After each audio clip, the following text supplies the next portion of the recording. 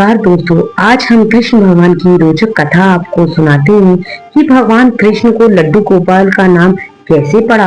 उन्हें लड्डू गोपाल क्यों कहने लगे हैं, क्योंकि वैसे तो भगवान कृष्ण के अनेकों नाम हैं, पर लड्डू गोपाल नाम कैसे पड़ा। तो आइए, एक समय की बात है। ब्रज भूमि में एक बहुत ही तपस्वी एक भगवान के भक्त रहते थे। उनका नाम कुंभज दास जी था और वो भगवान की भक्ति में लीन रहते थे।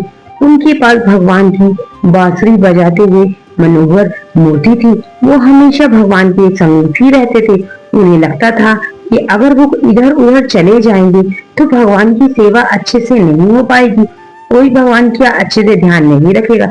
इसलिए वो कोशिश करते थे कि वो कहीं पर भी ना जाए, वो हमेशा घर पर ही रहकर भगवान की भक्ति किया करते थे।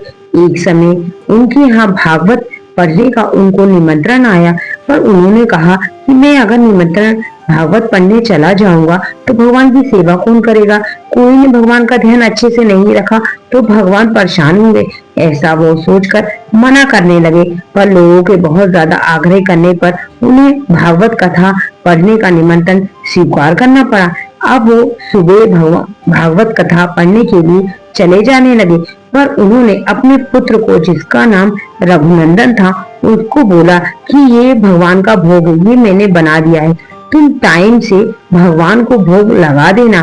जो रघुनंदन अभी छोटे ही थे तो उन्होंने कहा, जी पिताजी, जैसी ही आपकी आज्ञा, मैं समय से भगवान को भोग लगा दूंगा। और इधर कुंभलदास भागवत कथा पढ़ने चले जाते हैं और जब समय हो जाता है भोग लगाने का तो रघुनंदन जी भोग लगाने लगते हैं और भगवान से प्रार्थना करते हैं कि हे ईश्वर, हे भगवान जी, आप जल्दी से आकर इस भोग पर शादी को ग्रहण कर लीजिए। पर भगवान उनका आग्रह नहीं सुनते हैं। वो सोचते हैं कि भगवान क्यों नहीं आ रहे हैं। उन्हें पता नहीं था कि पिताजी किस तरह भोग लगाते हैं। वो बहुत आग्रह करते रहे और फिर उन्होंने आखिरी में बोला कि अगर आप भोग लगाने नहीं आएंगे तो मैं भी खाना नहीं खाऊंगा। और फिर रोने लगे कि मुझे बहुत तेज की भूख लगी है, अगर आप नहीं आएंगे तो मैं खाना कैसे खाऊंगा, और मैं खाना नहीं खा सकता जब तक आप खाना नहीं खाएंगे। भगवान बच्चे के आग्रह से पिघल गए और भगवान स्वयं आ गए और बाल रूप में दर्शन देकर और भोजन करने लगे। इस तरह भगवान ने भोजन पूरा समाप्त कर लिया और चले गए। जब कुंभलदास जी शाम को भागवत कथा पढ़कर वापस आए तो उन्होंने रघुनंदन से पूछा कि पुत्र, तुमने भगवान को भोग लगा दिया? उसने कहा, हाँ पिताजी, जैसा आपने कहा था मैंने भोग लगा दिया। तो उन्होंने कहा, ठीक है, थोड़ी सी प्रसाद मुझे भी दे दो। तो रघुनंदन जी बोलते हैं कि पिताजी, वो सारा भोग तो प्रभु जी ने खा लिया है, भोग प्रसाद के लिए तो कुछ भी नहीं है। वह कुंभलदास जी सोचते हैं कि बच्चा बहुत भूखा होगा और बच्चे इसलिए मुझसे बोल रहा है झूठ। तो उन्होंने कहा, ठीक है, कोई बात नहीं। फिर दूसरे दिन उन्होंने भगवान के लिए भोग प्रसाद बनाया और भागवत पढ़ने चले गए। और इधर रघुनंदन जी ने भगवान को भोग लगाया, भगवान आए और सारा भोग खा के चले गए। फिर शाम को कुंभलदास जी आए और उन्होंने भोग मांगा तो बच्चे ने बोला कि सारा भोग तो प्रभु खा गए हैं। ऐसे ही नृत्य चलता रहा। एक दिन कुंभलदास जी ने सोचा, अब तो बच्चे की चोरी पकड़ना पड़ेगा, ये रोज झूठ बोलता है, हमें प्रसाद नहीं देता है। क्यों ना एक दिन उन्होंने अच्छे स्वादिष्ट खूब सारे लड्डू बनाए और कहा कि ये आज भगवान को आप भोग लगाना।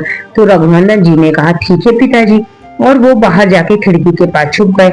और जब भोग का समय आया तो रघुनंदन जी ने भगवान को आवाज लगाई और प्रार्थना की कि आइए प्रभु, भोग ग्रहण कर लीजिए। भगवान आए और लड्डू खाने लगे।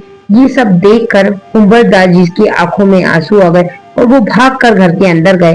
जैसे ही भाग के घर के अंदर गए तो जो भगवान जी थे वो मूर्ति का रूप धारण कर लेते हैं और उस मूर्ति में भगवान के हाथ में लड्डू और एक लड्डू भगवान के मुंह में होता है। और वैसे ही उन्होंने मूर्ति का रूप धारण कर लिया और रघुनंदन जी को बोले कि देखो, तुमसे भगवान कितने प्रसन्न हो गए हैं। और भगवान के पास मूर्ति को लेकर रोने लगे कि भगवान, आप ये बच्चा अबोध है, ये कुछ नहीं जानता, आप इससे इतना प्रसन्न हो गए और मैं दिन रात आपकी भक्ति करता हूँ, आपकी सेवा करता हूँ, पर आपने मुझे कभी दर्शन नहीं दिए, कभी आप मेरे पास नहीं आए और इस बच्चे की भक्ति से आप प्रसन्न हो गए।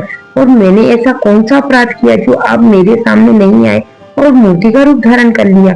इतने में आकाशवाणी हुई कि बच्चा अबोध है, उसका मन सच्चा है, इसलिए मैंने उसको दर्शन दिए हैं। आज से इस मेरी जो मूर्ति है इसको लड्डू गोपाल के नाम से जाना जाएगा। और इसी तरह भगवान का एक नाम लड्डू गोपाल पड़ा, जिनके हाथ में एक हाथ में लड्डू रहता है। इसी तरह भगवान ने मूर्ति का रूप धारण किया और जो इंसान सच्चे मन से भगवान की भक्ति करता है भगवान उसको दर्शन अवश्य ही देते हैं। इस तरह रघुनंदन जी की भक्ति से भगवान प्रसन्न हो गए और उन्हें दर्शन दिए।